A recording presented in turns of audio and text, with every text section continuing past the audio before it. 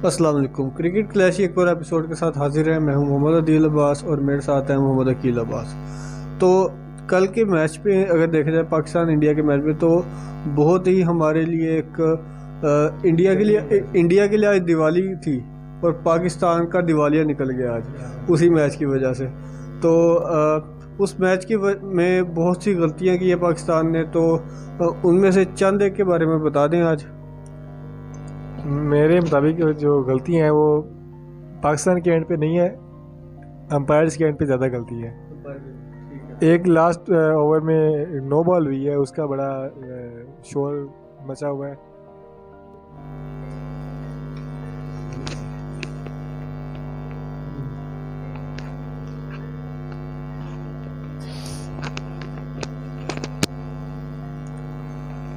अस्सलाम वालेकुम। Cricket clash एक और एपिसोड के साथ हाजिर है। मैं हूं मोहम्मद अदील अब्बास और मेरे साथ है मोहम्मद अकील अब्बास।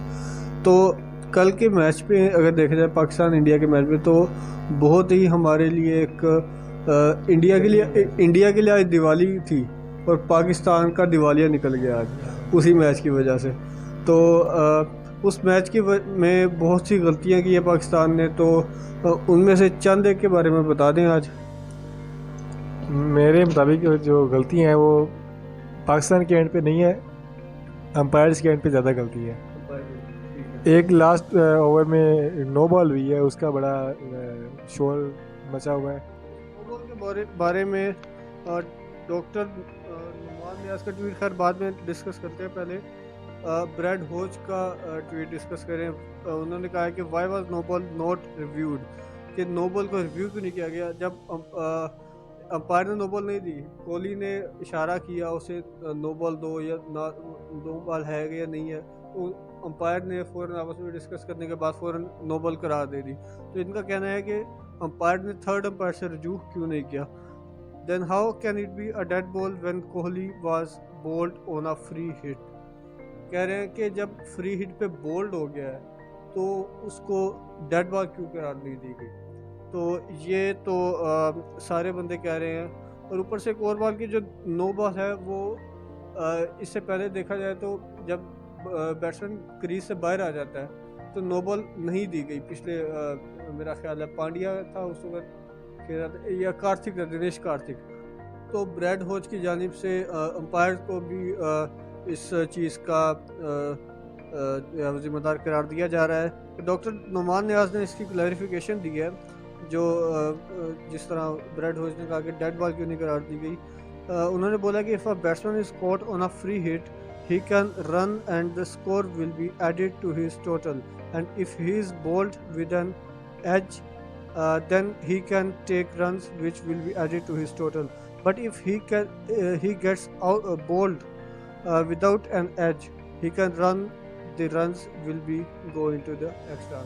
मतलब वो कह रहे हैं कि अगर बैट्समैन के, इसे आप एलैबोरेट कर दें मजीद।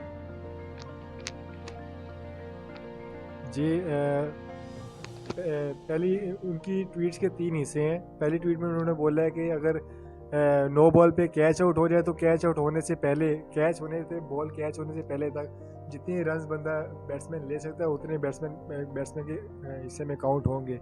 लेकिन वो कैच लेने के बाद जो थ्रो वगैरह करने में जितना टाइम लगता है, उस थ्रो से पहले अगर उसने बैट्समैन ने रन लिया तो वो बैट्समैन के खाते में या टीम के खाते में जाएगा। लेकिन अगर थ्रो करने के बाद अगर बैट्समैन या फ्री ओवर थ्रो पे बैट्समैन भागना स्टार्ट करता है तो वो काउंट नहीं होगा। ये हो गया पहला हिस्सा। दूसरा हिस्सा ये था कि अगर बैट्समैन बोल्ड हो जाता है विद स्निक एज, अगर एज होके बोल्ड होता है और बॉल विकेट से दूर जाती है और किसी फील्डर से दूर जाती है, तो बैट्समैन जो रन लेगा वो बैट्समैन के खाते के अंदर इंक्लूड होगा।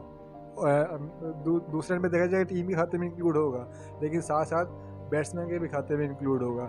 लेकिन अगर विदाउट क्लीन बोल्ड होता है, विदाउट एन एज होता है, तो जो स्कोर होगा वो बैट्समैन के, अगर वो स्कोर लेते हैं तो वो बैट्समैन के खाते में नहीं जाएगा, अब टीम के खाते में जाएगा, बाइस बन के और उसे बाय करार दिया जाएगा।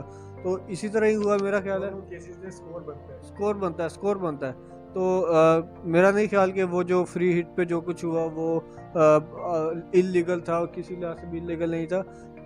ब्रेड हॉग ने जो ट्वीट की थी उसका जो पहला हिस्सा था कि why was no ball not reviewed, this is the big question. Kohli का राइट था, कोहली ने नो बॉल अंपायर से पूछा, कोहली ने छक्का मारा है, तो जैसे जैसे जैसे बॉल घूमती गई है जो अंपायर था वो भी ऐसे घूमता गया है, यानी उसका नो बॉल में ज़रा भी इंटरेस्ट नहीं था देने का। कोहली ने इशारा किया, कोहली का राइट बनता है ऐसी सिचुएशन में जो स्टैंडिंग अंपायर होते हैं वो थर्ड अंपायर के पास जाते हैं। इस तरह के प्रेशराइज मैच में जब इतना प्रेशर होता है, दोनों ममालिक के इतने ज़्यादा लोग हैं, इतने क्रिटिसाइज करने वाले लोग हैं, इतना जुनून रखने वाले लोग हैं, पैशन वाले लोग हैं, तो इस तरह के हाई इंटेंसिटी मैच में रिव्यू करना चाहिए अंपायर को। और मेरा नहीं ख्याल कि छोटा सा भी रन आउट और अंपायर को पता भी लग रहा था, दिनेश कार्तिक का रन आउट हमारे सामने है, पता लग रहा था अंपायर को कि आउट है, लेकिन उसने रिव्यू किया। क्यों? क्योंकि इतना प्रेशराइज है, इंटेंशनली अगर कोई गलत फैसला हो जाता है तो उससे बहुत बड़ा नुकसान हो सकता है किसी भी टीम का। तो बहरहाल ये एक पॉइंट था कल के मैच में। और दूसरा पॉइंट मेरे ख्याल में बाबर आजम की कप्तानी थी। अगर हम देखें कि एशिया कप में जब पाकिस्तान इंडिया के खिलाफ खेला पहला मैच, तो उसके अंदर भी नवाज का ओवर बचा के रखा गया, इतना बचा के रखा गया कि आखिर में आकर अब एक बॉलर है, ठीक है, अब उससे अगर बोला जाए कि आपने अपनी ओरिजिनल बॉल नहीं करनी, ठीक है, वो स्पिनर है, उसे बोला जाए आपने अपनी ओरिजिनल बॉल नहीं करनी, आपने तेज़ मारनी है, उसको मीडियम फास्ट के तौर पर डील किया गया। रिजवान कहाँ पर थे? अपनी ओरिजिनल पोजीशन पर नहीं थे, वो पीछे थे, जिस तरह मीडियम फास्ट बॉलर के लिए कीपर की जगह होती है वहाँ पर थे। तो उसी एक तो प्रेशर होता है उस चीज़ का, और उसे एक नया रोल दे दिया जाए कि जी आपने अपनी ओरिजिनल बॉल नहीं करनी, आपका जो स्पिन है वो आपने वो नहीं मारनी, आपने तेज़ मारनी है। तो उसी तेज़ मारने में चक्रों में शायद यॉर्कर करना चाह रहे थे, जिसकी वजह से वो नो बॉल कर बैठे और पाकिस्तान बुरे तरीके से वो जो नो बॉल है वो, खैर उसको अब क्या कह सकते हैं, लेकिन नो बॉल हो चुकी थी, तो एम्पायर ने भी दे दी नो बॉल। तो इसका मैं ख्याल मेन क्रेडिट जो है, वो क्रेडिट तो खैर किसी को नहीं जाता, लेकिन जो इसका जो वजह है, इसकी जो मेन कॉज है वो बाबर आजम को जो नवाज़ को ओवर दिया है वो है। तो मेरा ख्याल है कि अगर नवाज़ को तीसरे ओवर में स्कोर पड़ गया था तो उसकी जगह किसी और बॉलर को एक आधा ओवर देता, इफ्तिखार एक अच्छा ऑप्शन साबित हो सकते थे। एक जी अच्छा, आपने बहुत अच्छे तरीके से एलेबोरेट किया बाबर की कप्तानी को। नवाज को तीसरे ओवर में तकरीबन 21 स्कोर पड़ा था, जिसकी वजह से बाबर ने उसको अगला ओवर नहीं दिया। नवाज के ओवर से पहले अगर आए तो शादाब को कोहली और पांड्या हिट करने की कोशिश कर रहे थे आखिरी 2 बॉलों में, से लगी नहीं, तो उनका मतलब प्लान बन गया था कि वो अभी हिट करने जाएंगे, आगे नवाज आ रहा है, उसके बाद फिर शादाब का ओवर है, तो यहीं से अगर बाबर आजम फ्यूचरिस्टिक सोचते कि अब ये आगे हमें मारेंगे तो मैं नवाज का ओवर ना कराऊं, यहीं पे हारिस रऊफ, शाहीन या नसीम को ले आऊं। अब हारिस रऊफ, नसीम और शाहीन पाकिस्तान में 3 फास्ट बॉलर थे, इनको चाहिए था कि एक एक्स्ट्रा बॉलर लेके जाते टीम के अंदर, या वसीम हो जाते, लेकिन खैर जो है अभी पाकिस्तान का पहला मैच हारे हैं, तो इंशाल्लाह पाकिस्तान में बैकअप काफ़ी पाकिस्तान का पड़ा हुआ, इंशाल्लाह पाकिस्तान फाइट बैक करेगा।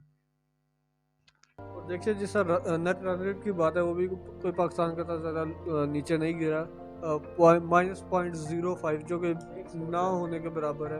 तो मेरा ख्याल है कि पाकिस्तान फाइट बैक कर सकता है। और जिस तरह कि आज के मैच का रिजल्ट देखा जाए, साउथ अफ्रीका वर्सेस जिम्बाब्वे, तो उसके वो मैच जब जैसे ही वॉश आउट हुआ तो पाकिस्तान के लिए एक जो प्लस पॉइंट था मज़ीद बढ़ गया कि पाकिस्तान जो है वो अब आसानी से, रिलेटिवली आसानी से क्वालिफाई कर सकता है, और रन रेट का भी चक्कर नहीं पड़ेगा, और पाकिस्तान अगर साउथ अफ्रीका और बाकी जो टीमों को उनको हरा सकता है। तो अब अगर कल के मैच की बात की जाए तो श्रीलंका वर्सेस ऑस्ट्रेलिया बहुत ही नीचे जा चुका है अपने ग्रुप में, गालिबन -4.45 उनका नेट रन रेट है, और उनको ऊपर उठते उठते मैं कह रहा हूँ कि फुल जान लगानी पड़ेगी, नेट रन रेट ऊपर लेके जाना पड़ेगा, सारे मैचेस जीतने पड़ेंगे, और उसके बाद इंग्लैंड और न्यूजीलैंड जैसी बेहतरीन टीमों को कम्पीट करना पड़ेगा उन्हें। न्यूजीलैंड से हार गया, लेकिन नेट रन रेट की या ग्रुप की जो धक्कम पेल है उसके अंदर उन्हें मैनेज करना पड़ेगा। तो जब श्रीलंका की बात की जाए तो उनके अंदर भी लास्ट मैच जीते हैं वो, और ग्रुप में काफ़ी ऊपर जा चुके हैं वो भी, मैं जी। लेकिन उनकी टीम ऐसी है कि वो कहीं भी फाइट बैक कर सकती है। राजापक्सा हो गए, बॉलिंग में हसारंगा हो गए, फर्स्ट क्लास उनके पास बॉलिंग अटैक, बैटिंग में भी कहीं भी वो कहीं से कहीं मैच लेके जाने की वो काबिलियत रखते हैं। तो आप मज़ीद इसके बारे में कुछ कहना चाहेंगे? श्रीलंका का जो टॉप ऑर्डर है उसमें असलंका और निसांका, ये दो मेरे मैच के लिए, अगर श्रीलंका मैच जीतती है तो ये दोनों कलीदी किरदार अदा करेंगे इनकी विनिंग परफॉर्मेंस में। और उसके बाद जो मिडल ऑर्डर में राजापक्सा और दसुन शनाका, ये दोनों इनिंग को एंकर कर सकते हैं और बहुत ही अच्छे तरीके से टीम को फिनिश कर सकते हैं। लेट मिडल ऑर्डर में जाएँ तो वनिंदु हसारंगा बहुत अच्छा हिटर भी है, और उससे सबसे बेहतर ये लेग स्पिन बॉलिंग करता है। इनकी गोली बड़ी तेज़ होती है और बहुत शार्प अंदर आती है राइट आर्म बैट्समैन के लिए। तो अगर ऑस्ट्रेलिया के स्क्वाड को नज़र दौड़ाएं तो वार्नर, फिंच, मार्श, मैक्सवेल, और नीचे उनके जो बॉलर हैं, बॉलरिंग में सबसे पहले नंबर पे स्टार्क और कमिंस, ये जो मेन करीम है ऑस्ट्रेलिया की, इन्हीं पे ऑस्ट्रेलिया डिपेंड करता है। पिछले मैच में ना वार्नर चले, ना फिंच चले, ना मार्श चले, जल्दी जल्दी सारे आउट होते गए और प्रेशर बढ़ता गया। स्कोर इन्होंने 200 रन का चेज़ करना था, जिसकी वजह से बहुत इनको मुश्किल हुई। जो मैक्सवेल का छक्का था, एज अ लेफ्टी उन्होंने हो के छक्का मारा है, वो मैं कह रहा हूँ कि सारा जो है वो गुस्सा ऑस्ट्रेलिया वालों का ख़त्म हो गया। उसी पे इस हमने पहले भी देख चुके हैं कि वार्नर ने राइट हैंडर होके छक्के मारे हुए बड़े बेहतरीन क्लास के। लेकिन उन्हें चाहिए कि वो किसी ना किसी तरह कम बैक करें, क्योंकि ये एक ऐसी टीम है जिसके होने से एक वर्ल्ड कप का मज़ा आता है। ये कहीं भी किसी भी टीम को हरा सकते हैं। ये तो इंडिया और पाकिस्तान के मैच के बारे में वापस आते हैं, तो शाहीन की फॉर्म अगर देखी जाए तो वो उतनी कोई ख़ास नज़र नहीं आ रही। उनके जो यॉर्कर पड़ने चाहिए थे जिस जगह पे, वो उनकी फुल टॉसेस जा रही थी। शायद इतने बड़े मैच का प्रेशर और उनका कम बैक का प्रेशर, ये सारे मिक्स हो गए, तो मेरा ख्याल है उनसे सही परफॉर्म हो नहीं सका। लेकिन अब उम्मीद की जा सकती है कि उनका बॉल अगले मैचेस में स्विंग करेगा, अपनी लेंथ पे दोबारा वापस आएंगे ओरिजिनल जो उनकी थी, और मेरा ख्याल में वो मज़ीद ख़तरनाक साबित हो सकते हैं किसी भी टीम के लिए। जी, इंडिया के लिए जो सबसे वीकेस्ट पॉइंट था वो कोहली की बैटिंग थी। कोहली का फॉर्म में ना होना था, लेकिन पिछले मैच में पाकिस्तान ने ये इंडिया पे शफकत का हाथ फेरा है कि इंडिया का जो कोहली है वो वापस फॉर्म में आ गया है। कोहली की अगर इनिंग की बात करें तो उन्होंने उनको ऐसे लगता जैसे पता था कि एंड पे मैं खड़ा रहूँ तो मैं स्कोर कर लूँगा। उनका जो स्ट्राइक रेट स्टार्ट में 20-25 बॉलों में उनका तकरीबन 12-13 स्कोर था। वो उनकी बैटिंग देख के लग ही नहीं रहा था कि ये सोच रहे हैं कि हम जल्दी फिनिश करें। आराम से उन्होंने टीम को लेके गए हैं, पांड्या के साथ मिला के रखा है। पांड्या को भी उन्होंने रोक के रखा है कि आपने लंबी हिट नहीं मारनी, जब हमें मौका मिला हम तब मारेंगे। जैसे ही वो नवाज़ का ओवर शुरू हुआ है उसके बाद ना इन्होंने आउट देखा है ना ताउट, हारिस रऊफ किया, शाहीन अफरीदी किया, नसीम शाह किया, हर एक बंदे को इन्होंने मारा। लेकिन एक प्लस पॉइंट ये भी देख सकते हैं कि हमारी जो बॉलिंग लाइनअप है पूरी तरह से शाहीन पे डिपेंड नहीं है। ठीक है, अब हर बॉलर जो है वो विकेट टेकर है, हर बॉलर जो है वो रन रोक सकता है, हर बॉलर जो अपने आप पे प्रेशर ले सकता है। तो ये एक प्लस पॉइंट है पाकिस्तान के लिए। और मेरे ख्याल में जो हमारे पास मिडल ऑर्डर जो बैट्समैन है उन्होंने भी अपना दिखाया है। हमारे चाचा ने इफ्तिखार चाचा ने बता दिया है कि मुझे कोई दुश्वारी पेश नहीं होती, बल्कि उन्होंने बताया पहले था, दिखाया अब है कि कोई छक्का मारने में मुझे दुश्वारी पेश नहीं आएगी। इतने बड़े मैच छक्का मारना भी मुश्किल बात नहीं। जी बिल्कुल, और क्यों ना हो, क्योंकि माशाल्लाह ग्रेट पावर हिटर है।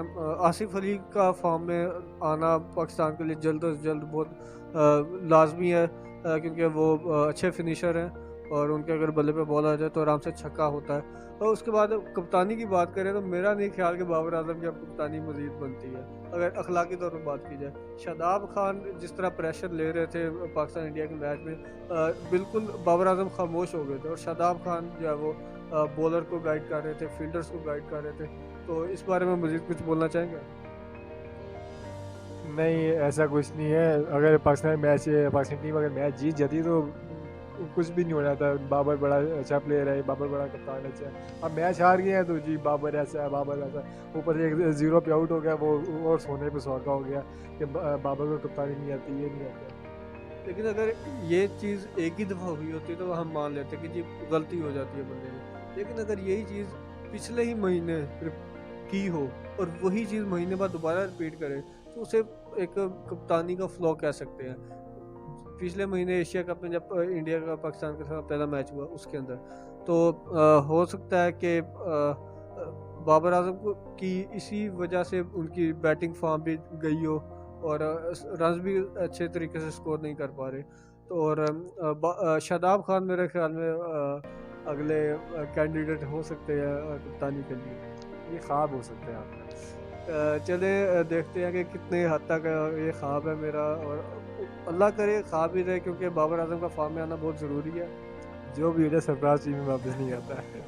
सरफराज आए ना आए लेकिन बाबर आजम वो कप्तान वो डिज़र्व नहीं करता ऐसा कैप्टन। जावेगा तो कोई आवेगा। चले ठीक है देख लेते हैं।